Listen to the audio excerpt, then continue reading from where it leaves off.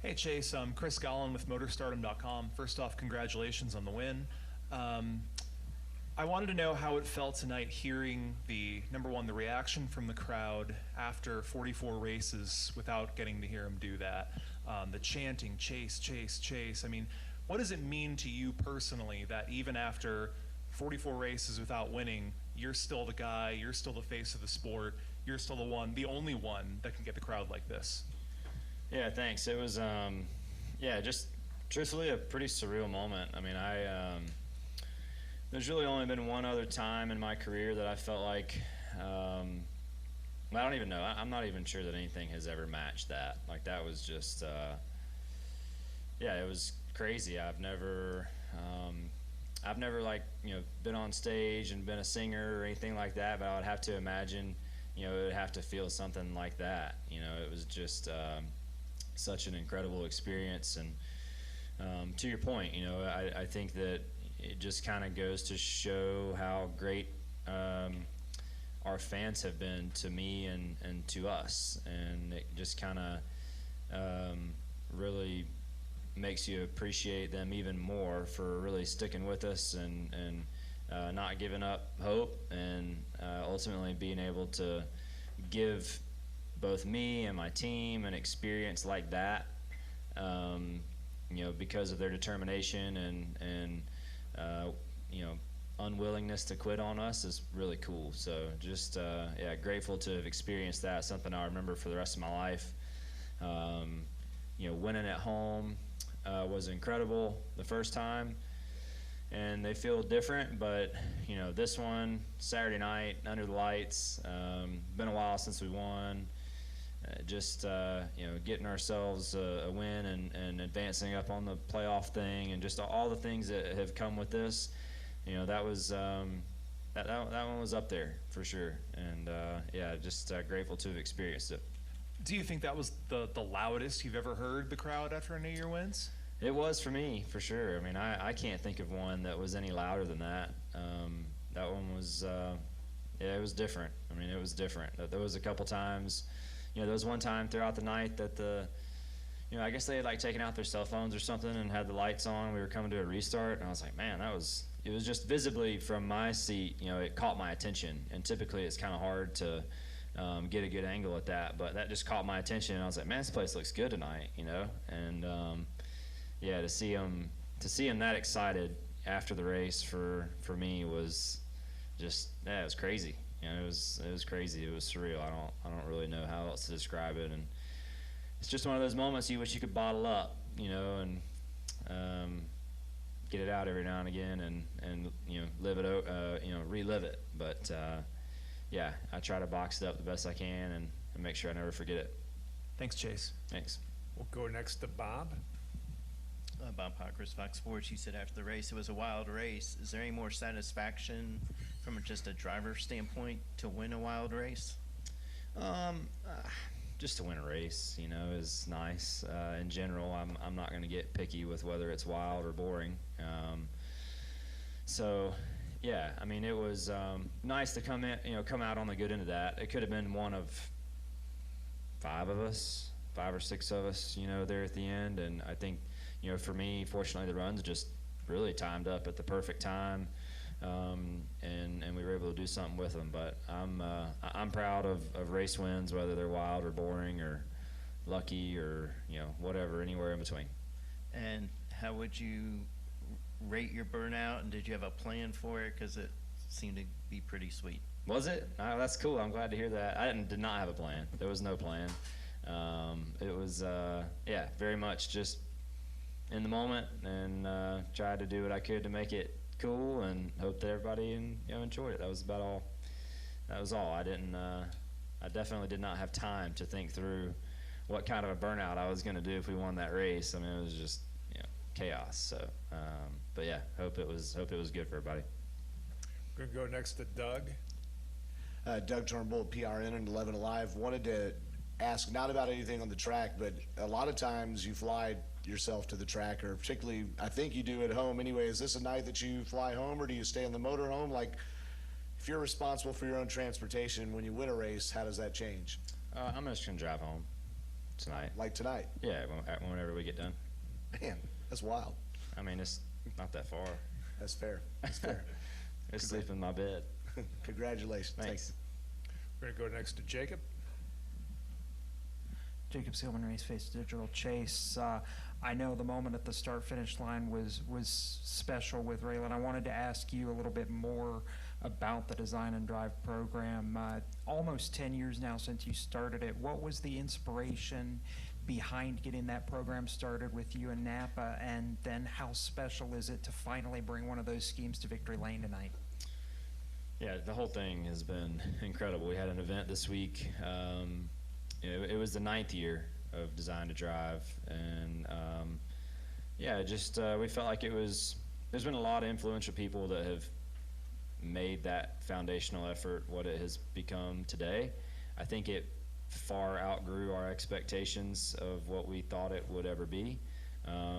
That's large in part to Napa for them, they literally pay for a race and say, here, you just take this and do whatever you want with it. How often do you see that?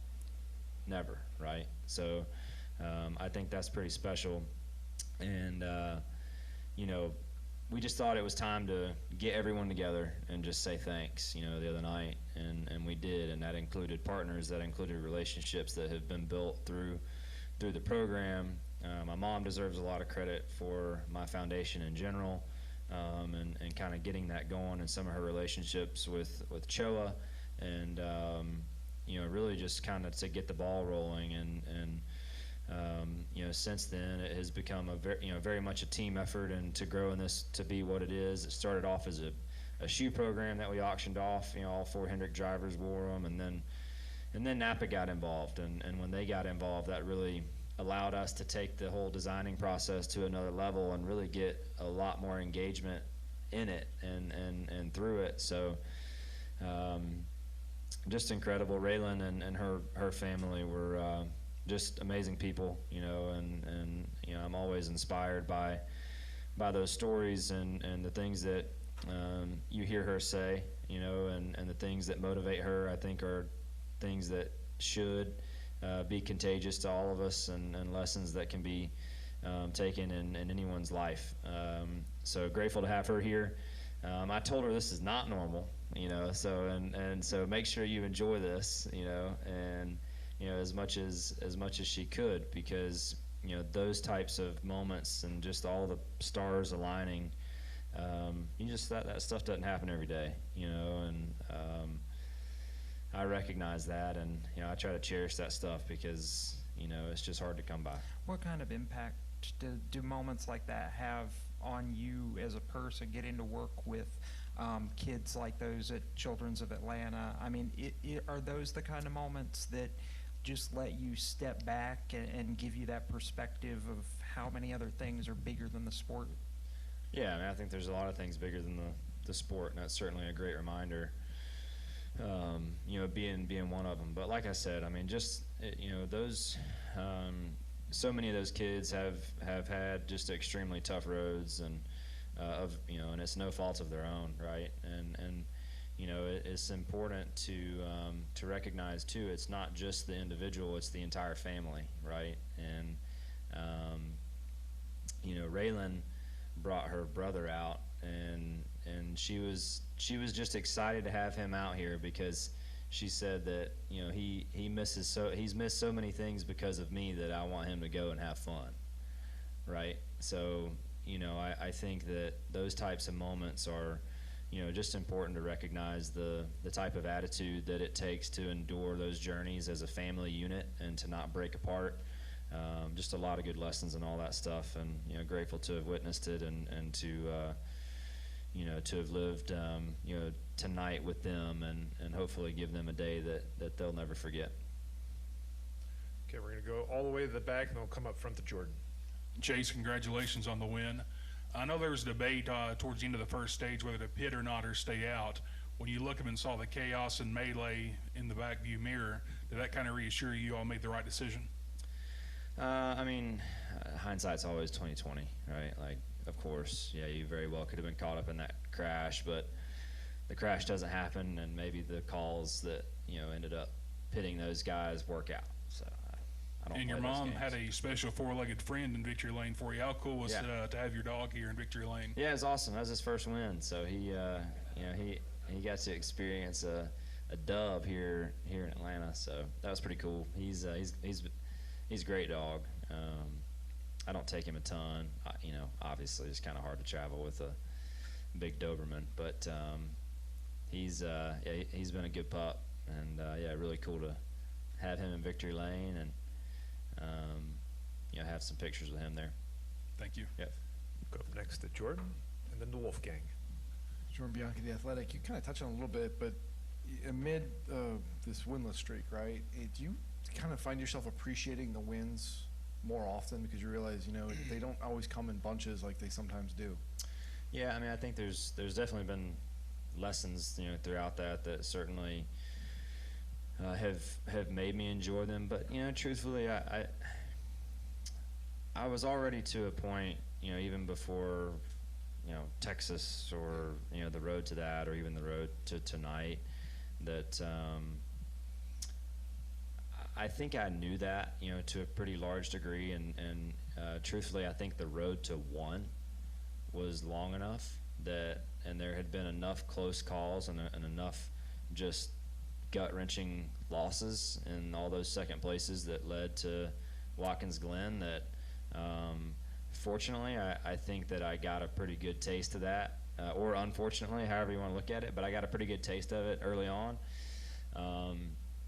So, you know, that, I don't think that has necessarily bothered me. I just, I just want to be competitive, you know, and it's like I've told you guys before. I think that if you're, for me, you know, satisfaction and showing up on a weekend is, you know, were we relevant, or were we in contention? Did we actually have a shot?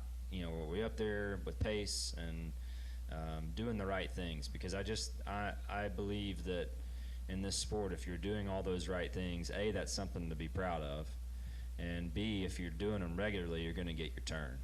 And you know, I thought tonight was a great example of that. Truthfully, the past 3 or 4 weeks have been a good example of that. We've had some good runs. We've put together some great races, had some good finishes, and just had ourselves in the hunt tonight, and the cards fell our way. And you know, that's the goal every week, is just to keep yourself in the hunt, and be right there in the mix. And certainly, if things work out, I'll always cherish and enjoy them as much as possible, because you know, they are hard to win, and you know, nobody has anything promised to them. So you know, I recognize that, and I'll never take that for granted in those moments, and especially to do that here at home. When you have this stretch where it can be frustrating, right? And how do you not start pointing fingers, whether at yourself or the team, and start questioning different things going on, and we need to change this, or why aren't we doing this? How do you maintain the focus forward that you seem to have? Well, I think that's, you know, large in part to Alan, our relationship together. And I just, you know, a large part of our group has been the same since I got here. And, you know, obviously Alan and I have been working together for 10 years now, and there have been some personnel changes here and there. So, you know, totally understand that. But when you climb, and, you know, when you're fortunate enough to climb the mountain and to be able to stand at the top of the mountain with someone, that's an incredible achievement, right? And that's something that he and I will always cherish and remember, and we did that together, right? And, you know, since then we have, you know, failed to climb that mountain, you know, again, like we want, and we've fallen off of it a few times. And for me, it's really, really important to climb that mountain with the same people that we did the first time, and know that we never quit on each other. You know, that's just an, you know, really important piece of the puzzle for me. I'm not sure it would really even feel the same if we all jumped ship. And you know, I alluded to it on TV earlier, but I'm just really proud of all of our guys for not doing just that, and just showing up every week and having great attitudes, and just doing everything in their power to put the car and the, you know, the product on the racetrack that they do in the car, the effort they put in going over the wall, the way Alan brings intensity to the racetrack and calling races to meetings to making sure he's getting everything out of me. Like, it's just all right there. And we have such a good group and a good, talented group of people that are really driven and motivated, and good people away from the racetrack too, that it's just, you can't quit on that.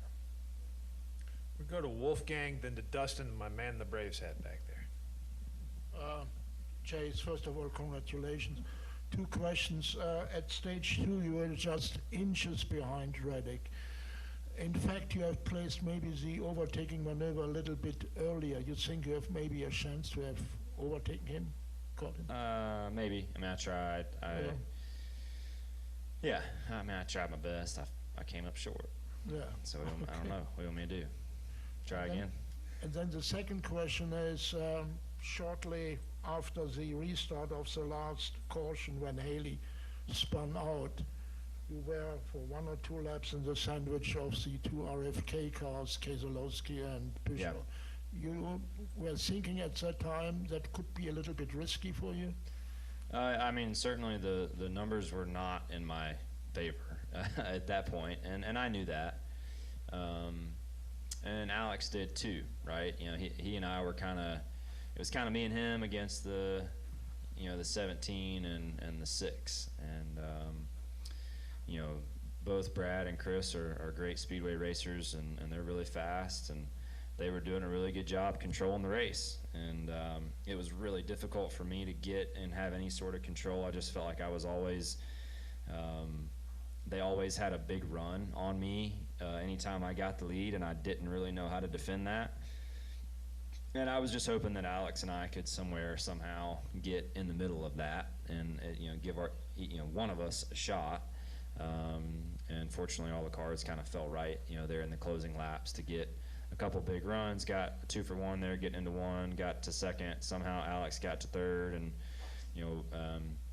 at that point, I think whether roles were the way they were or roles were reversed, if he and I did anything but push one another in that situation, we were handing the race to Brad, right? So we just, he did me a huge solid and lining up and giving me a big shove. And it was enough for me to get by Brad and get back around there to finish it off. Yep. Next to Dustin.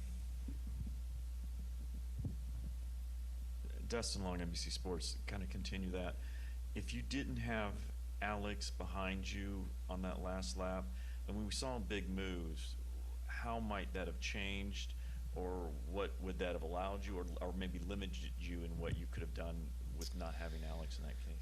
I mean, yeah, obviously, who knows in that situation, right? Like, I think off of 4 coming to the white, I alluded to it a second ago, but if he takes me too wide right there, the race is over, more than likely. We're going to drag each other back. There was a pretty big gap back to 4th, if I'm not mistaken. I haven't watched it back closely, but the way I remember it, there was. So then we're kind of letting Brad get away, and at that point we would have been side by side down the front, and probably side by side through 1 and 2, and we're never going to have enough time.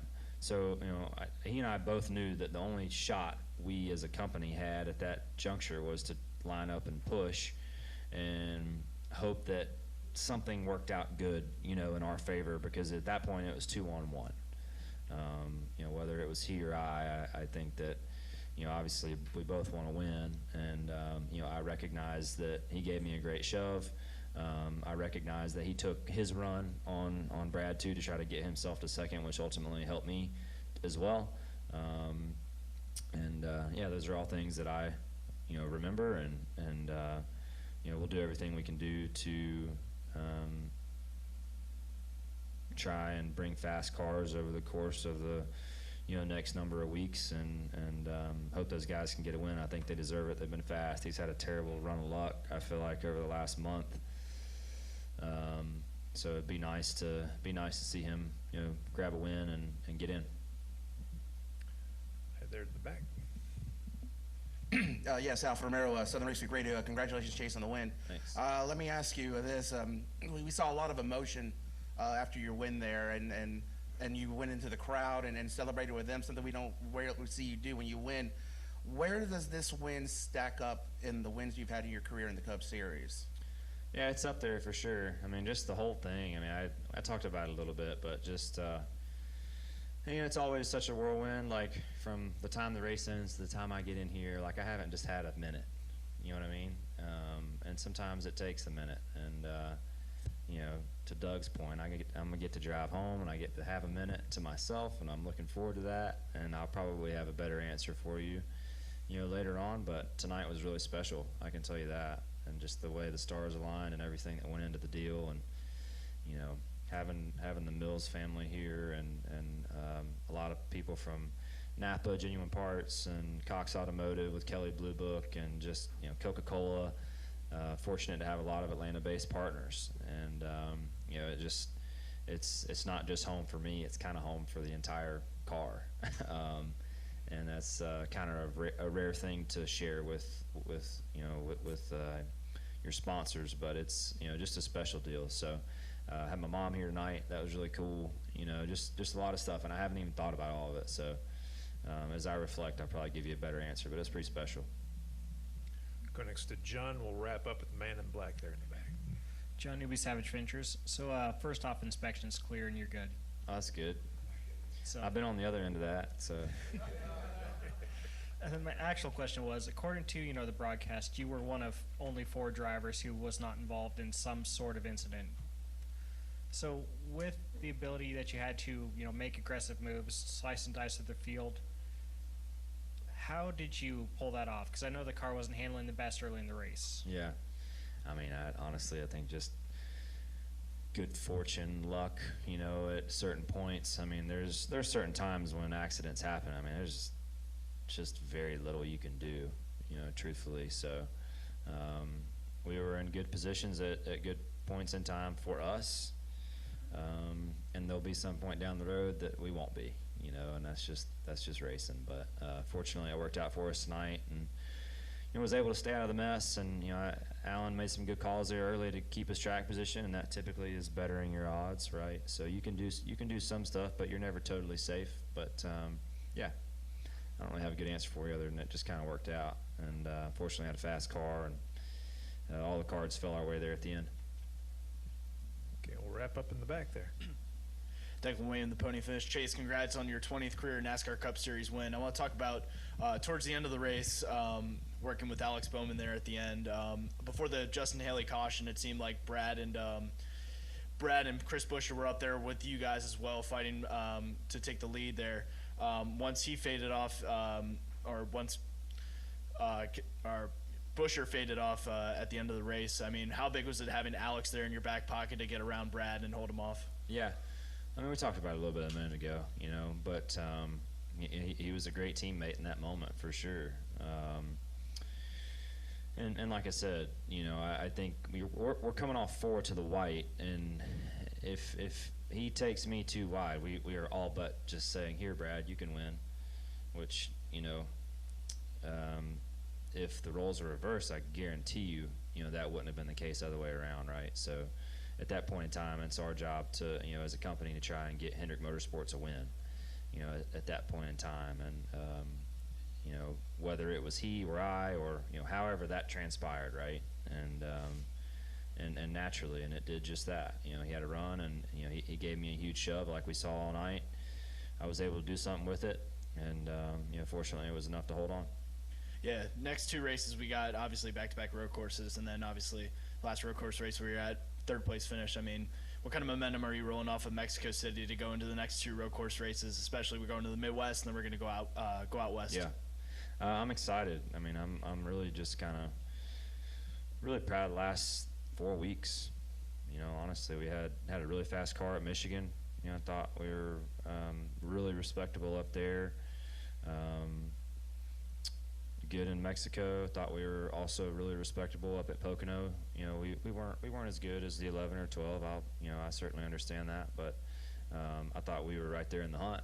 And maybe a little adjustment away from getting right up there with them. And certainly tonight we're right there in the mix. I understand this is a little different ball game, but those are a lot of different styles of racetracks that I feel like our team's done a really solid job, and we're really close to just having all the pieces of the puzzle there. So there's really nowhere I'm not looking forward to going to and embracing whatever challenge, comes next. My Place Hotels is proud to be the official hotel partner of Front Stretch. With plush beds, in-room kitchens, and pet-friendly hotels, My Place makes for the perfect pit stop when traveling. Front Stretch fans can use promo code FRONTSTRETCH to save 10% on your stay at any of our nationwide properties. Sign up for our Stay Rewarded program to get even more savings. With My Place Hotels, don't just stay, stay rewarded. Steven Stump of FrontStretch.com here. Come back for more great racing videos, and if you like us, don't forget to hit that subscribe button.